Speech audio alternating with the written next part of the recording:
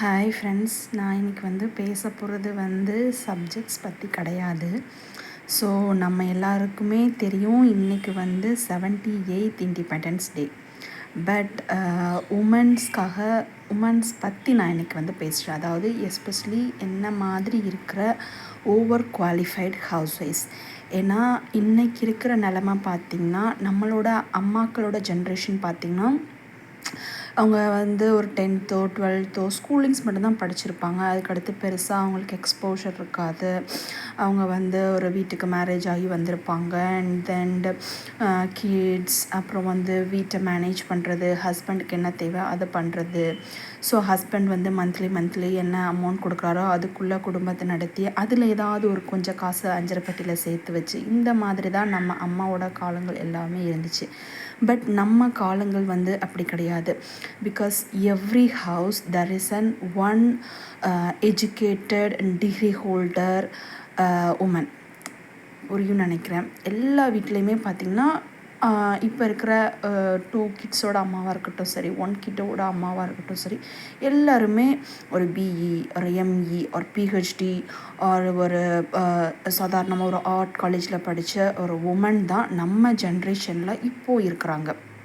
So அவங்க எல்லாருமே பார்த்திங்கன்னா ஒரு வேலைக்கு போய் ஒரு பேங்க் பேலன்ஸ் இருக்கிறவங்களா இருக்க மாட்டாங்க. பிகாஸ் இப்போது நம்ம நம்ம அம்மா வீட்டில் இருக்கும்போது நம்ம ஒரு வேலைக்கு போயிருப்போம். ஒரு 10,000 20,000 ஏர்ன் பண்ணியிருப்போம். பட் ஃபஸ்ட் மந்த் சேலரி வந்தோடனே நான் அவங்களுக்கு இதை வாங்கி கொடுக்கணும், இவங்களுக்கு இதை பண்ணணும் அப்படின்னு ஒரு செலவழிஞ்சிருக்கோம்.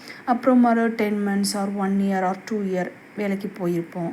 அதுக்கடுத்து நம்ம வேலைக்கு போயிருக்க மாட்டோம். பிகாஸ் மேரேஜ் பார்த்துருப்பாங்க. மேரேஜ் பண்ணுற வீட்டில் சொல்லியிருப்பாங்க, நீங்கள் வேலைக்கு போக வேணாம், இனிமேல் நாங்கள் உங்களை பார்த்துக்குறோம், அந்த மாதிரி சொல்லியிருந்திருப்பாங்க.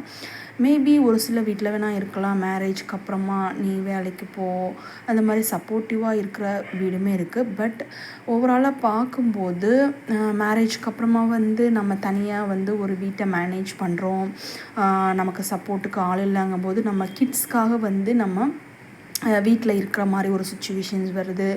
அப்போ நமக்கு பெருசாக வேறு ஒர்க் ஃப்ரம் ஹோம் ஆப்பர்ச்சுனிட்டிஸும் பெருசாக ஒரு டிகிரி ஹோல்டருக்கு என்ன பெருசாக ஒர்க் ஃப்ரம் ஹோம் ஆப்பர்ச்சுனிட்டிஸ் கிடைக்க போகுது. நம்ம அந்த மாதிரி சுச்சுவேஷனில் நம்ம கெரியர் கேப் ஆகிடும்.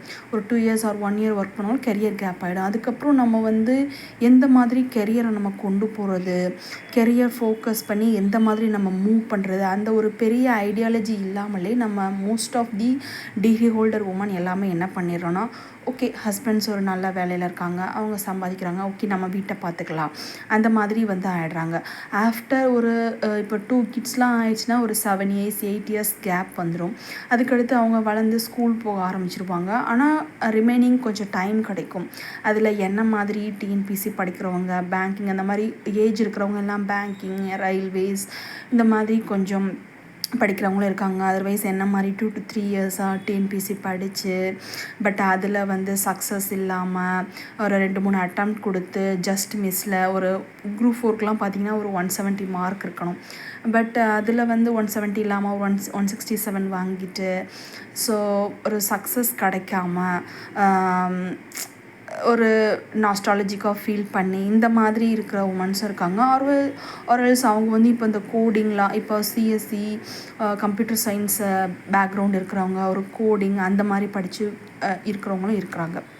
ஸோ ஓவராலாக நான் என்ன சொல்ல வரேன்னா, உமன்ஸ் நம்ம பார்த்திங்கன்னா ஃபினான்ஷியலாக எப்போ இண்டிபெண்ட் ஆகுறோமோ அப்போது தான் நமக்கான விங்ஸ் கிடைக்கும். பிகாஸ் இப்போ நான் என்னோடய ஹர்டில்ஸ்லேருந்தே சொல்ல வரேனே, இப்போ நான் ஆக்சுவலி ஒரு 6 months-ஆக எனக்கு ஆஃப்டர் ஒரு ஃபிப்ரவரிக்கு அப்புறம் தான் எனக்கு இந்த இயர் ஃபிப்ரவரிக்கு அப்புறம் தான் தெரிய வந்தது எனக்கு டிஸ்க் பல்ஜ் ப்ராப்ளம் இருக்குதுன்னு சொல்லிட்டு. ஃபஸ்ட்டு நாங்கள் நார்மலாக போய்ட்டு ஹாஸ்பிட்டல் ட்ரீட் பண்ணிட்டு விட்டுட்டோம். அப்புறமா ரொம்ப பெயின் இருக்க நாங்கள் போய்ட்டு எம்ஆர்ஐ எடுத்தோம். பிகாஸ் அந்த எம்ஆர்ஐ நான் எப்படி எடுத்தேன்னு சொன்னேன் கேளுங்க. பிகாஸ் நான் இப்போ அந்த எம்ஆர்ஐ எடுக்கணும்னு சொல்லிட்டு எனக்கு உள் மனசில் இன்டென்ஷன் இருக்குது. பட் நான் இதை போயிட்டு எப்படி நான் என் ஹஸ்பண்ட்டை சொல்லி புரிய வைப்பேன். ஏன்னா டாக்டர் எம்ஆர்ஐ பண்ணணும் அப்படின்னு சொல்லிட்டு அவங்க இன்டென்ஷனாக சொல்லவே இல்லை. ஜஸ்ட் நீங்கள் இந்த டேப்லெட் போடுங்க, உங்களுக்கு கேட்கலன்னா 3 weeks கழிச்சு வாங்க அப்படி சொன்னேன். இதில் நான் டாக்டரை குறை சொல்லலை, என் ஹஸ்பண்டையும் நான் குறை சொல்லலை. பட் எனக்கு எப்படி அதை கேட்டு அதை புஷ் பண்ணி நம்ம எப்படி அமௌண்ட் செலவு பண்ணி நம்ம ஹஸ்பண்டை எடுக்க வைக்கிறது, அப்படின்னு சொல்லிட்டு நான் நாட் ஓன்லி இந்த மெடிஷன் விஷயத்தில் ஹாஸ்பிட்டல் விஷயத்தில் மட்டும் சொல்லிட்டு நம்ம நிறைய உமன்ஸ் வந்து நமக்கான ஒரு தேவைகளை பூர்த்தி பண்ணிக்க முடியாத நிலைமையிலையும் நம்மளோட அப்பாவையோ அம்மாவையோ ஹஸ்பண்டையோ சார்ந்து தான் நம்ம இன்னும் வாழ்ந்துட்டுருக்கோம். ஸோ நமக்கான ஒரு எஜுகேஷனை யூஸ் பண்ணி, ஏன்னா நம்ம வந்து ஒரு ஓப்பன் பிளாட்ஃபார்ம் அண்டு நிறைய நம்ம அம்மா காலம் மாதிரி கிடையாது, நமக்கு நிறைய ஆப்பர்ச்சுனிட்டிஸ் இருக்குல்ல. பட் நம்ம அதுக்கு யூட்டிலைஸ் பண்ண தெரியாமல் நம்ம ஃபேமிலியிலே ஓவராலாக டைம் ஸ்பெண்ட் பண்ணுறதுனால நமக்கு ஃபேமிலி தான் ஃபர்ஸ்ட் விஷயமா இருக்குது. நான் அஃப்கோர்ஸ் ஃபேமிலி ஃபஸ்ட்டு தான், நான் அதை தப்புன்னு சொல்ல வரல. பட் அதர் ஆப்பர்ச்சுனிட்டிஸையும் நம்ம வந்து தேடி அந்த ஆப்பர்ச்சுனிட்டியில் யூட்டிலைஸ் பண்ணி நம்ம ஒரு பேங்க் பேலன்ஸ் பில்ட் பண்ணணும். பிகாஸ் இந்த பேங்க் பேலன்ஸ் இருக்கும்போது மட்டுமே நம்மளுக்கான ஒரு ஃபினான்ஷியல் இண்டிபெண்டன்ஸியை நம்மளால் ஃபீல் பண்ண முடியும் கைஸ். அதை பற்றி தான் நான் இன்றைக்கி பேசிகிட்ருக்கேன். ஸோ நான் எங்கே விட்டேன், அப்படி பார்க்கும்போது நான் எம்ஆர்ஐ ஸ்கேன் வந்து நான் எடுத்துட்டேன் வித்தவுட் ஹஸ்பண்ட்கிட்ட சொல்லிட்டேன். பட் என்னோட ஒரு அமௌண்ட்டை யூஸ் பண்ணி, நான் எங்கள் அம்மா கொடுத்த அமௌண்ட்டை முன்னாடி நான் வந்து ஒரு போஸ்ட் ஆஃபீஸில் சேர்த்து வச்சுருந்தேன்.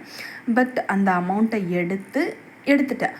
பட் அதுக்கடுத்து ட்ரீட்மெண்ட் பார்க்குறதுக்கு வந்து எனக்கு வந்து அமௌண்ட்டு வந்து ஒரு மெடிஷன் வாங்குறதுக்கோ அந்த மாதிரி ஒரு அமௌண்ட் இல்லை. பட் என் ஹஸ்பண்ட் பண்ணி கொடுத்துட்டாங்க, நான் அதை வந்து இது சொல்லலை. பட் நமக்கான ஒரு பேங்க் பேலன்ஸ் இல்லாத போது நம்ம ஒரு மெடிசன் விஷயம், ஒரு ஹாஸ்பிட்டல் விஷயத்துக்கு கூட நம்ம கேட்க தயங்குற அளவுக்கு வந்து நம்ம இருக்கோம். நாட் ஓன்லி மீ, பட் என்ன மாதிரி இருக்கிற நிறைய பெண்கள். ஸோ ஒரு நம்ம வந்து நம்மளோட ஆப்பர்ச்சுனிட்டிஸை வைடர் பண்ணி ஒரு பேங்க் பேலன்ஸை பில்ட் பண்ணும்போது தான் நமக்கான திங்ஸை நம்ம பண்ண முடியும். அதர்வைஸ் நம்ம வந்து பார்த்திங்கன்னா இப்போ வந்துட்டு 1 செகண்ட்,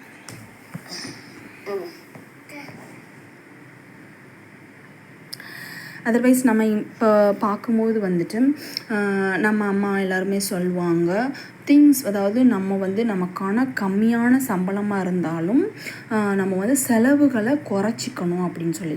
செலவுகள் வந்து நம்ம வந்துட்டு நமக்கு ஓரளவு முடிகிற அளவுக்கு தான் நம்மளால் வந்து குறைக்க முடியும். பிகாஸ் ஒரு அடிப்படை தேவையான ட்ரெஸ்ஸோ ஃபுட்டோ ஒன்று வந்து நம்ம ஆசைப்படுறோம் அப்படின்னா அதை வந்து குறைச்சிக்கக்கூடிய நிலைமையில தான் இன்றைக்கி இருக்கிற ஓவர் குவாலிஃபைடு ஹவுஸ் ஒய்ஃப். ஏன்னா 2 கிட்ஸ் ஆயிரும், அதுக்கடுத்து அவங்களுக்கு கிட்ஸுக்கு தேவையானதை பார்க்குறதும், ஹஸ்பண்டோட சேலரியில் வந்து கிட்ஸுக்கு தேவையானதை நம்ம பண்ணணும்னு நினைப்போம். தவிர நமக்காக ஒரு விஷயம், ஒரு ஹெல்த்தோ ஒரு ஃபிட்னஸோ ஒரு ஃபுட்டில் கான்சென்ட்ரேட் பண்ணுறதோ இல்லை ஒரு லைஃப் ஸ்டைல்லையோ ஒரு பியூட்டிலையோ கான்சென்ட்ரேட் பண்ணுறதோ நம்ம வந்து பண்ண முடிய மாட்டேங்குது.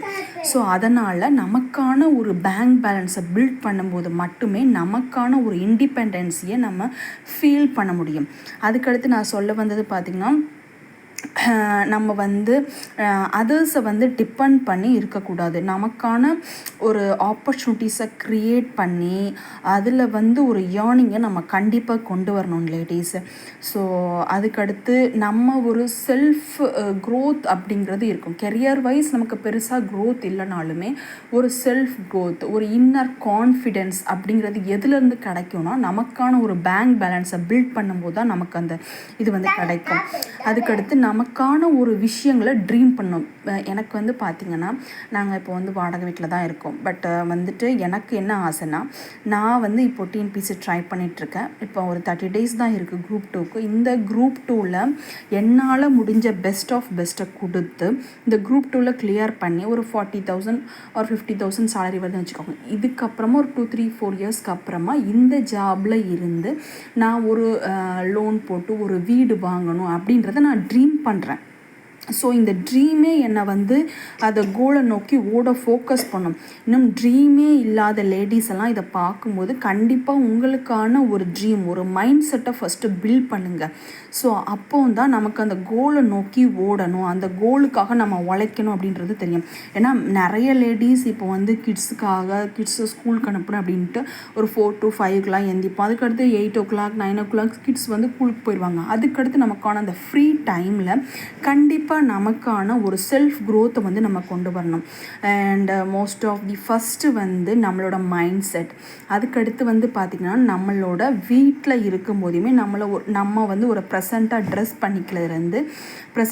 பண்ணிக்கிறது மீன்ஸ் ஒரு நைட்டியே போட்டுட்டு இருக்காமல், அதர்வைஸ் ஒரு குர்த்திஸ் ஆர் அதர்வைஸ் நம்ம நிறைய லேடிஸோட வீட்டில் வந்து பார்த்திங்கன்னா நல்ல நல்ல சாரீஸ் நல்ல நல்ல குர்த்திஸ் எல்லாமே கபோர்ட்டில் தூங்கிட்டு இருக்குது. பிகாஸ் நம்ம நைட்டியில் கம்ஃபர்டபுள் ஆகிட்டோம். ஸோ இந்த மாதிரி கம்ஃபர்டபுள் ஏரியாஸ் கம்ஃபர்டபுள் ட்ரெஸ்லேருந்து வெளியே வந்து ஒரு ப்ரொஃபஷ்னலாக ஒரு ப்ரெசன்டிங்கான அந்த அவுட்லுக்கு மாறி நம்மளோட மைண்ட் செட்டையும் பில்ட் பண்ணணும்னு சொல்கிறேன். ஓகே, புரிஞ்சிருக்குன்னு நினைக்கிறேன். அடுத்து வந்து ஒரு செலவு வந்து இப்போ எனக்கு ஒரு ட்ரெஸ் வேணும், ஒரு ஐஸ்கிரீம் சாப்பிட ஆசையாக இருக்குது. இந்த மாதிரி நம்ம சின்ன சின்ன ஆசைகளையும் வந்து நம்மளோட அந்த அமௌண்ட்டில் இருந்து செஞ்சுக்கணும். இன்கேஸ் நமக்கு ஆசையாகவே இருந்தாலும் நம்மக்கிட்ட அமௌண்ட் இருந்தாலும் நம்மக்கிட்ட ஏர்னிங்ஸ் இருக்கும்போது இன்னொருத்தவங்க கிட்ட வந்து அதுக்கான அந்த இதை வந்து கேட்கும்போது நம்ம ஒரு கான்ஃபிடெண்ட்டாக கேட்க முடியும். இப்போ நம்ம ஒரு வேலையில் இருக்கோம், நம்ம வந்து ஒரு நல்ல இன்கமில் இருக்கணும்னு வச்சுக்கோங்களேன். இப்போ எனக்கு ஒரு ஐஸ்கிரீம் வேணும்னு சொல்லிட்டு நான் வந்து அப்பாட்டையோ இல்லை ஹஸ்பண்ட்டையோ நம்ம வந்து ஒரு தயக்கம் இல்லாமல் கேட்கலாம். அந்த தயக்கம் இல்லாமல் கேட்கும் போதுமே அவங்க வந்து நமக்கு வந்து நீ வீட்டில் தானே இருக்க, உனக்கு ஏன் நான் பண்ணி கொடுக்கணும் அப்படின்றாம, சரி ஓகே அவட்ட காசு இருக்குது இருந்தாலும் வாங்க முடியும், பட் நம்ம வாங்கி கொடுக்கலாமே அப்படின்ற ஒரு ஆசையாக வந்து நமக்கு செஞ்சு தருவாங்க. இது எல்லாமே நம்மக்கிட்ட இருக்கிற ஒரு குவாலிட்டியான பேங்க் பேலன்ஸில் தான் இருக்குது. நீங்கள் இப்போ வந்து ஒரு சின்ன விதையாக ஆரம்பிங்க. இந்த பேங்க் பேலன்ஸை ஒரு சின்ன விதையாக ஆரம்பித்து ஒரு போஸ்ட் ஆஃபீஸில் ஒரு இன்கம் ஸ்கீமாக இருக்கட்டும், இல்லை வந்துட்டு நம்மக்கிட்ட பேங்க்கில் இருக்கிற ஒரு இன்கம் ஸ்கீமில் இருந்து நீங்கள் ஆரம்பித்து இன்றைக்கி ஒரு சின்ன விதையாக ஆரம்பித்தாலுமே நம்ம வந்து நெக்ஸ்ட்டு வந்து பார்த்திங்கன்னா அடுத்து நம்ம கிட்ஸே வளர்ந்து ஒரு நல்ல வந்து காலேஜ் ஆப்பர்ச்சுனிட்டிஸ் வரும்போது அதுக்கு நம்ம யூஸ் பண்ணலாம். அதர்வைஸ் நம்ம அப்பா அம்மாவுக்கு ஒரு மெடிக்கல் எக்ஸ்பென்ஸ்ன்னு வரும்போது நம்ம அதை யூஸ் பண்ணலாம். பிகாஸ் இப்போ எங்கள் அம்மாவுக்கு வந்து ஒரு மெடிக்கல் எக்ஸ்பென்ஸ் வந்துச்சு. பட் நாங்கள் அது வந்து பார்த்திங்கன்னா எங்களால் முடியாமல் லாஸ்ட் ஆப்ஷனாக வந்துட்டு ஒரு காப்பீட்டு திட்டம் ஸ்கீமில் தான் நாங்கள் போய்ட்டு அந்த ஆப்ரேட் பண்ணுற மாதிரி. பிகாஸ் அவங்களுக்கு வந்து காசு கொடுத்து நம்ம வந்து பண்ணக்கூடாது அப்படின்னு சொல்லிட்டு. பிகாஸ் அவங்க நம்ம அம்மாக்கள் எல்லாருமே செலவை எப்படி குறைக்கிறது, செலவை எப்படி மினிமைஸ் பண்ணுறது, இந்த மாதிரி ஒரு மைண்ட் செட்லேயே அவங்க அந்த 40 years 50 years கடந்துட்டதுனால அவங்களுக்கு செலவு பண்ணுற அந்த மைண்ட் செட்டே இல்லை. பிகாஸ் செலவு பண்ணணுங்கிறது மீன்ஸ் அவங்களுக்கு தேவைக்கு கூட அவங்க செலவு பண்ணக்கூடாது அப்படின்ற மைண்ட் செட்டுக்கு வந்துட்டாங்க. அந்த மாதிரி நம்ம இருக்கக்கூடாது. அந்த மாதிரி தேவைக்கு செலவு பண்ணாமல் நம்ம வந்துட்டு ஒரு ஃப்ரீ ஸ்கீமில் போய்ட்டு ஆப்ரேஷன் பண்ணுற மாதிரி ஆயிடுச்சு. அந்த மாதிரி மைண்ட் செட்டில் நம்மளும் ஃப்யூச்சரில் இருக்கக்கூடாது. நம்ம ஒரு பேங்க் பேலன்ஸை பில்ட் பண்ணி அந்த பேங்க் பேலன்ஸில் வந்து விதையாக நம்ம இன்றைக்கி போட்டது வந்து ஃப்யூச்சரில் மரமாக வளர்ந்து அந்த மரத்துலேருந்து நம்ம நிறைய பேருக்கு வந்து கொடுக்குற மாதிரி நம்மளும் அந்த மரத்தில் வந்து இளைப்பாடுற மாதிரி இருக்கணும். ஸோ ஃபைனலாக நான் சொல்ல வர்றது, டியர் லேடிஸ், சிறகை விரிங்கள், உயர பறங்கள், அதுதான். ஸோ ஃபினான்ஷியலாக நம்ம எப்போ வந்து இண்டிபெண்ட்டாக இருக்கிறோமோ அன்னைக்கு தான் நமக்கான இண்டிபெண்டன்ஸ் தேவையும் நமக்கான ஒரு ஃப்ரீடமையும் ஃபீல் பண்ண முடியும். ஸோ இதுலேயுமே வந்துட்டு ஒவ்வொரு நிறைய வந்துட்டு பிளான்ஸ் மேக் பண்ணுங்கள்.